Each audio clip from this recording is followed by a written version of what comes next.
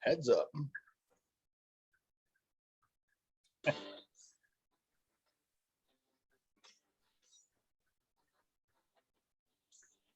Okay.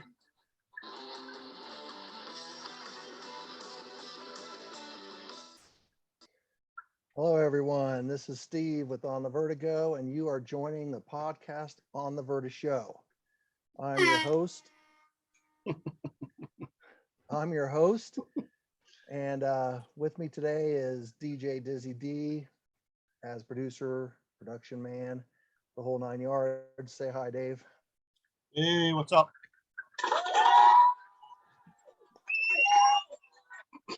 And one thing you'll notice is we're missing Adrian this week, but she will be back next week. She's on some personal business this week. So we're taking a chance to do something special here. And we have another special guest this week to replace Adrian. It'll just be us three, Dave, myself, and another total integral part to On the Vertigo, which is our youngest brother, Brian. So say hi, Brian. Hi, everybody. Tell us a little bit about yourself, Brian. A little bit. Whatever you want. I'm married. I got 2 kids, 2 beautiful children. Nice. One of them is Emmett. If you read the book or you saw anything from On the Vertigo, he was on that trip. I have a dog, Rigby, and I have a fish tank behind me. Which is a real fish tank, not a fake backdrop. Yep. How big is a fish tank?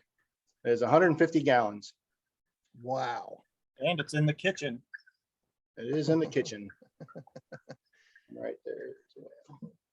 So I figured this week we'll have Brian come along because he was part of the book. He's been part of both of our trips. And one thing interesting about Brian is he's the one that actually came up with On the Vertigo as our tag.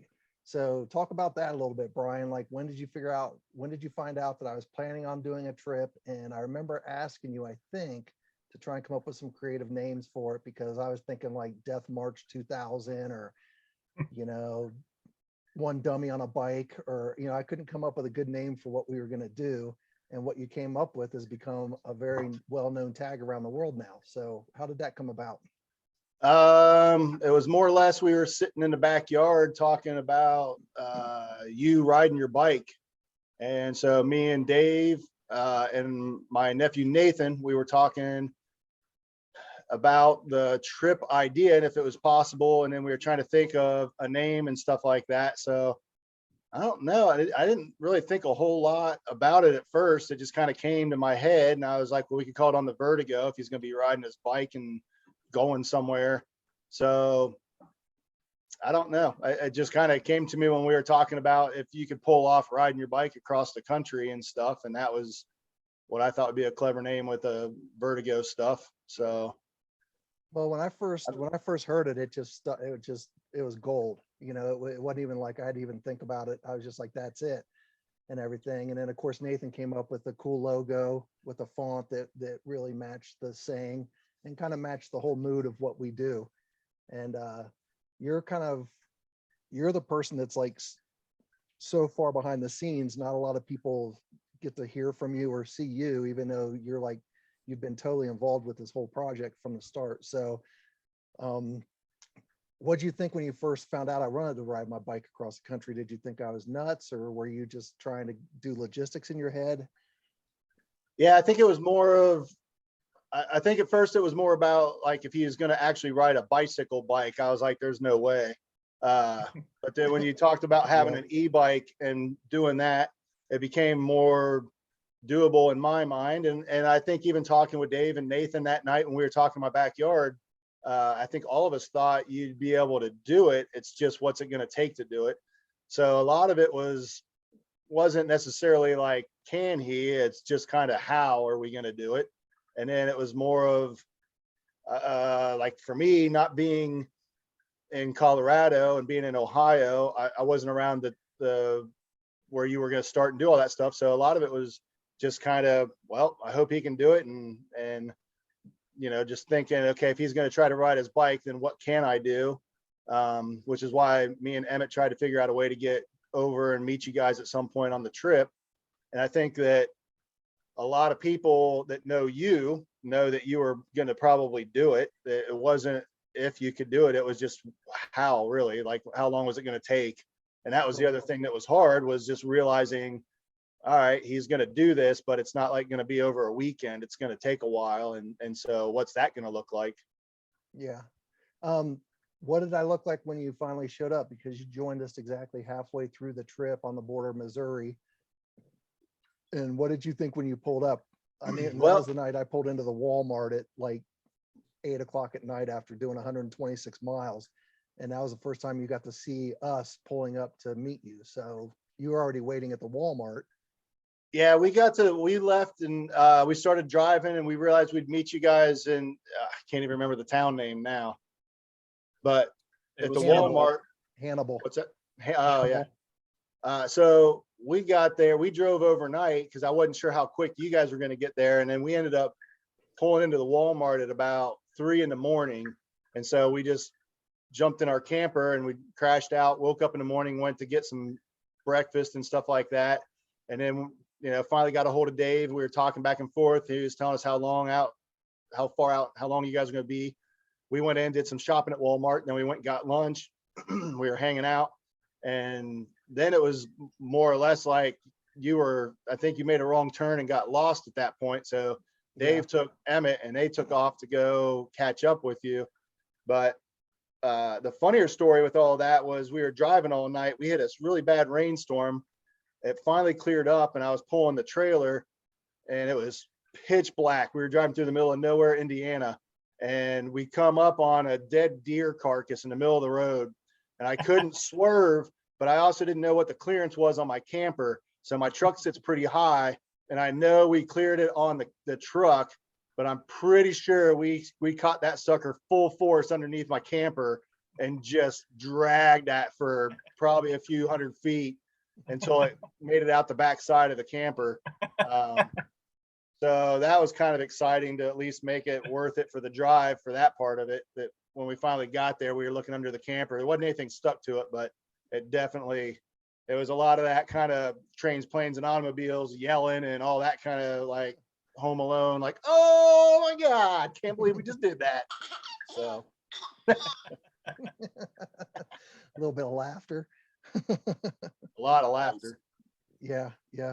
So explain what the second half of the trip was when you were with us. Like what was your daily routine like? Was it boring? Was it exciting? Was it nerve-wracking? Was it like, explain like what you went through, because I'd only see you in the evenings. Yeah. Well, what we would do is me and Emmett would pretty much wait until you took off in the morning, and then Dave would take off. We'd finish packing up whatever was getting packed up. Dave's going and chasing after where you were at and trying to kind of keep an eye on you. And me and Emmett would just try to drive up ahead and start scouting out places to camp. So a lot of the days, like you would get up and leave, I might or might not see you. Usually I did. We might go back to bed for a little bit. Emmett was just kind of going along for the ride, but he would start looking at the map and start kind of looking to see if there was like a campground or a church or a place that we could try to stop and pull in, or even just find what the next town was. Because we usually had an idea of like, we're going to try to make it to Knightsbridge or go to whatever town, Indianapolis, but it wasn't always where we were going to end up. So we'd try to scout out places on the way that we thought this could be a good place to stop. We'd also try to find somewhere to stop to maybe be able to charge the batteries. So if Dave was looking for a place to stop, then we'd try to see if we could find a small enough town, or a town that was big enough to have a place to go in and charge a battery at the library or a church or something. So each day was pretty much just a clean slate of, well, we're going to just start driving and see where we go. The thing was, there was times that, like the book has a lot of the cool stories, but there was times where we drove to 4 or 5 places and got nothing. Or, we went to a camp one and they took us inside and we talked to the camp director, and I mean, they were in full gear, like kids coming and going and all that. And we were just like, I don't think we really need to. And they were like, no, stay here and, we'll work it out. And, it was just one of those things where it was like, this isn't going to work. And so it was a lot of just decisions of trying to figure out what can I do right now to find something. And then once we find something, how can we solidify it? then get in touch with you guys to make Yeah. sure you can make it to where we were. So And if anybody's unfamiliar with what we're talking about right now, what On the Vertigo started out was a bike trip from Denver, an e-bike trip from Denver, Colorado to Westerville, Ohio. And after the trip, my brother Dave and I, we co-wrote a book. I'm going to hold it up. You can't see it if you're only listening to this, but it's called On the Vertigo, One Sick Man's Journey to Make a Difference.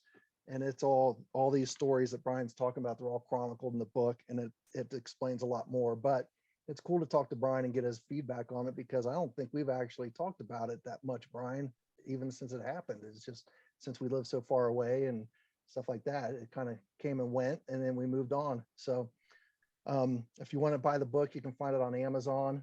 And another exciting thing coming up soon is we're going to be doing a 5-day free giveaway on Kindle downloads.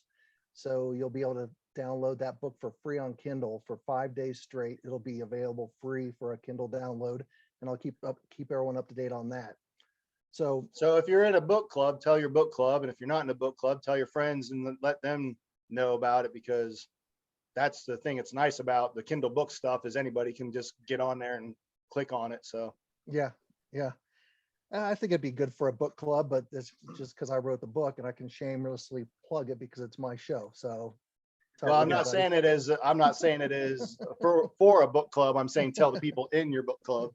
But it would be a good book club one, and you can do it with your book club and then Facebook us, and we'll get in and help you out in your book club. Yeah. There we go. And the trailer Brian's mentioning that he was pulling behind was the Mallard, and we named it Mallory. So Mallory, Brian still has it, and it I don't know how big is that trailer, Brian? It's like 25 foot. 25-foot trailer camper that you pull behind. Yep. Yeah, thing was very good. It was nice to have. We'd play cards every once in a while at night if I was up for it. Most nights I wasn't, but it was nice to have a place to sit and chill and have a couple cocktails at the end of the night before I crawled into my tent. So what we do now, I do this pretty much almost every week, and we're going to be doing some Trivial Pursuit with you guys, and I'm going to keep score. Nice. So here's the Trivial Pursuit section. And Are you sure? Brian, Are you sure there's no more deer stories? Because that was the best. that was a pretty good story. That was a good story. No, I was trying to think if there was any other things that we had on that with the trailer that we had issues with. I think we were good, actually. I don't think we hit anything else. So that was the only thing that we took out. You'd only had it for like a week when you took it, so you were working on it every day too. Oh yeah, working on the plumbing and trying to fix the sink, and the microwave caught on fire. Oh, that's right. I was trying to think. I knew something else happened. Yeah. Yeah. We I told Emmett make some microwave popcorn, and he threw the bag in there and started it up. We were both standing there, and man, that sucker caught on fire. And it was like right above the microwave. It just started pumping smoke that smelled like if you were to burn a tire on your car. Oh. And so he reached up, and like I unplugged it. He reached up and grabbed it and just took it outside, and we chucked it into a dumpster. And like 3 hours later, some dude came by and pulled it out of the dumpster and threw it in his car and drove away with it. Oh. Was the I had popcorn to still in it? smell so bad in his car, but he was excited. Was the popcorn still in it? Probably. I don't think we opened And the was it door on edible? because yeah, it took a while to get that smell out. That was And then, yeah, I remember that. Okay, we're gonna do some Trivial Pursuit, and later on we have Dave's been getting thousands and thousands of letters from around the world to On the VertiSHOw asking questions. So we're gonna have a little mail grab bag session later where we're gonna try to answer some questions that you guys have been writing in about. So stay tuned for that. But first, we're going to do a speed round. We won't take a lot of time on this. And this is Dave versus Brian. Brian, you get the first opportunity to answer. If you cannot answer, then Dave gets to try to answer. He always goes last. So first question, I'm going to stick with sports and leisure today because us three are big sports fans, and I want to make it easy. No geography, no stupid history, just sports and leisure. So question number one, Brian. What restaurant chain's employees wear shirts that read sandwich artist? Please. Subway. Brian gets one. Nice. Number two, what team has been drubbed in Super Bowls by scores of 27-10, 39-20, 42-10, and 55-10? What NFL team has been beaten the Super Bowl by those margins? I'm gonna say the Washington Commanders / Redskins. Dave, what's your guess? Wait, it's the team that's been beat by that, or the team that's beat Yep. other teams by They that? lost by scores of 27-10, 39-20, 42-10, and 55-10 in 4 different Super Bowls. One team has been beat that. Oh, I'm gonna go with Denver Broncos. You are correct. My hometown team. Sweet. Boo. My guess was the Bills when I first read it, but it wasn't. I don't think that the Bills never made it to a Super Bowl, and I'm probably going to get slayed by the internet for saying that. But You I don't will, because they went to 4 straight. The they Bills went to did. 4 straight and lost 4 Yep, straight. Jim Kelly. Oh, well, that's funny because I mean that was the first thing that came to my head. But I was Yeah, thinking, same I was here. like, it's probably the Bills, but maybe I'm thinking of the playoffs. Like they used to get beat in the playoffs all Okay, the time like that. Who homered in his 3rd straight game on the day he beat Lou Gehrig's record for most consecutive games? For most consecutive games, Yeah. homering or just most consecutive games played? Who homered in his 3rd straight game on the day he beat Lou Gehrig's record for most consecutive games? Like 3 Cal games that day. Ripken Jr. All right, Brian, got another one. Cal Ripken Jr. This guy. Yeah, that's what I was going to say too. Well, you don't get a point. I was. Okay, another one. What sportscaster posted an NFL coaching record of 103 wins, 27 losses, and 7 ties? What, NFL coach?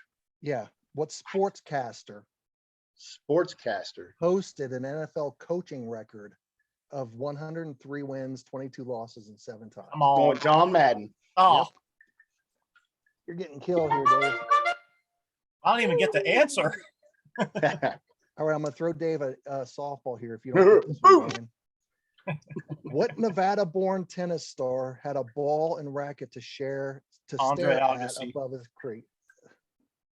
Brian gets to answer first, dummy. Come on. You told pay me. attention. I thought you. I thought you told Dave he got to go first on that. No, I told him I was throwing him a softball if you got it wrong. Oh, we Andre both Agassi had misunderstood. this- Yep, so I'm giving you no points for that, Dave. Oh, you can give Oh. Dave the points for that. I would have said Pete Sampras. Okay. What home run What? hitter is known as the Big Hurt? Come on. Thomas. Frank Thomas. Brian gets another one. Who received a reported $25 million for a 1995 boxing match that lasted only 89 seconds? You have to go with Mike Tyson. Yep. Got it. Who else would it be? one. This one might be out of the Playboy version of Trivial Pursuit, but I'm going to say it anyway. What Olympic field event consists of a crouch, a shift, a thrust, and a release? Ow. It hurts me just talking about that.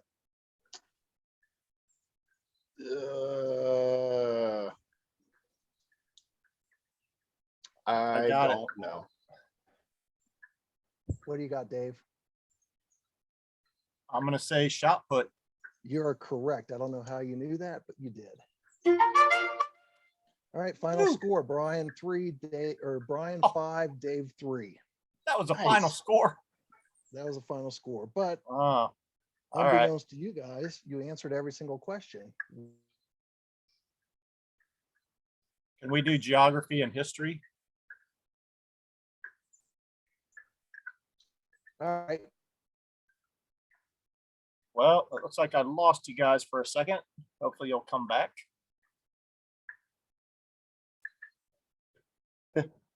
Oh, Right in the middle of it.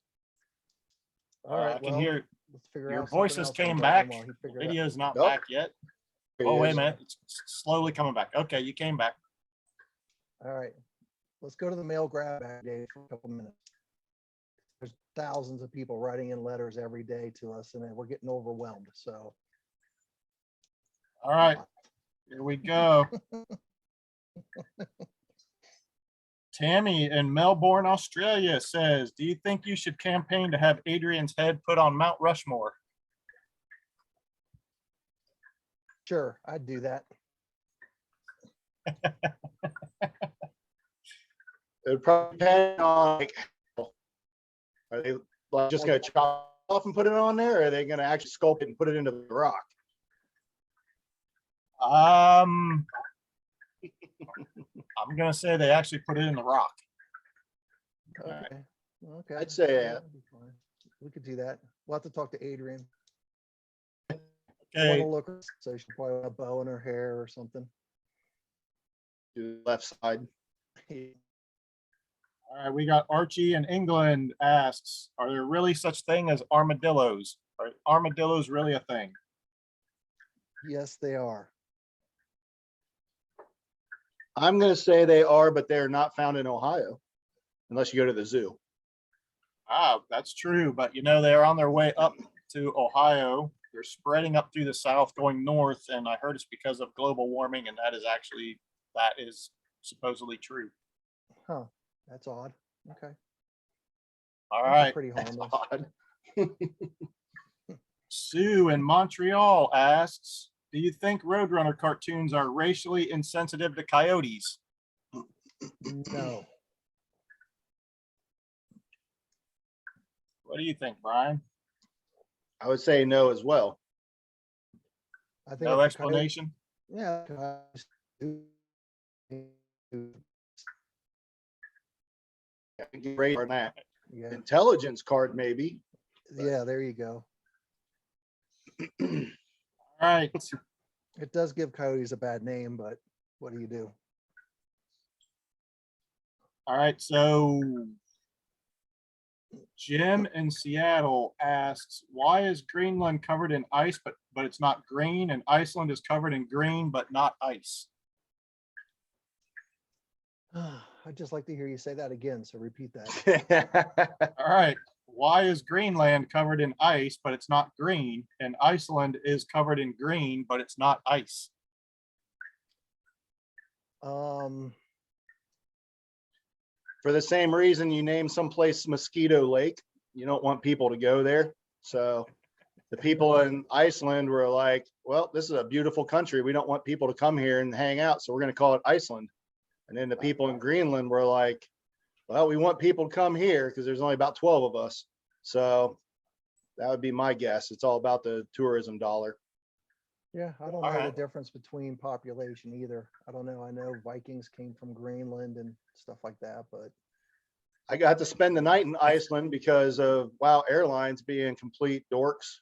And Oh, so wow. I did spend some time in Iceland and it was beautiful. There's not a lot of trees, so they should call it tree land because there's really no trees there either. So Nice. good. All right. call it ice tree land. All right. So the Or last Iceland. question. Bill in Lawrence, Kansas wants to know, why are you Where's guys Lawrence, jackasses? What's that? Where's Lawrence, Kansas? That's what he wants to know. Oh, that'd be a good one. His question is, why are you guys jackasses? I guess my answer would be, why would you listen to us? If he's listening enough to know we're jackasses, he's obviously listening. So I'm only part jackass. That's actually a pretty good answer, Steve, about that. I have no Bill- problem. I have no problem with that label whatsoever. Bill, I guess doesn't mind being a jackass too if he's listening to us. Okay. All right, that's it for mailbag. Thanks for the mailbag, Dave. I'm sure we'll still get thousands more flooding in daily. I had to read through a lot of them to come up with those. Those were the best of the best. I see it, Brian. All right. So do you have a get to know you questions for Brian, Dave? So people can get to know Brian a little bit better before we take off, just because I'm sure I people are do. wondering. I'm sure that they can't wait. They can't wait. 3 dummies on a screen. All right, here we Everybody's go. dream. All right.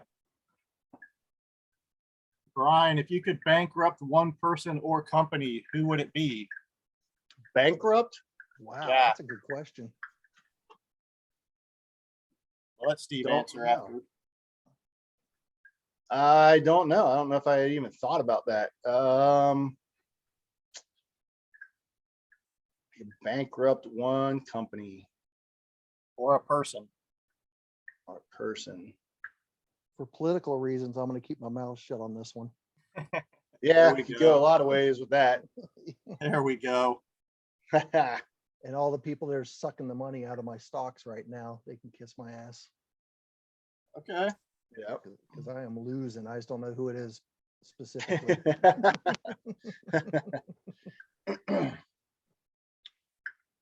Yeah, I don't know who you could bankrupt to make money go back into your 401k. Yeah, that's the problem right there. All right, All Dave, right. got another one? Okay. Are you ready? This is the Maybe second Russia. one. There you go. Russia. Yeah, that would be a good one. Bankrupt them and we'd be done with it. Second question. Who would you want to be your partner on Dancing with the Stars? Does it have to be one of the people on that show, or I can pick anybody? No, you pick anybody. Anybody? I'll have to go Christy McNichol.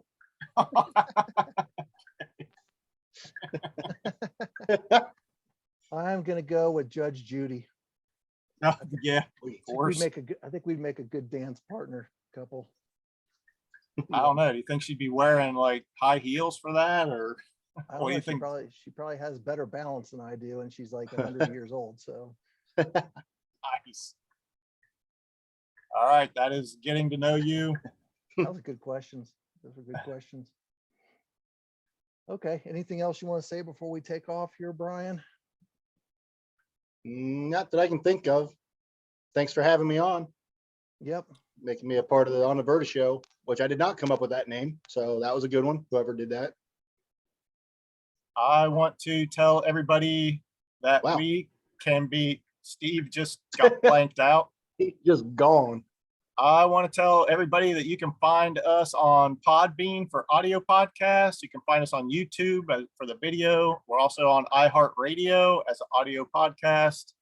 And please go to our website at onthevertigo.org and please donate. You can find our Venmo and our PayPal there. Donate to keep the lights on at On the Vertigo, and we'll keep doing what we do.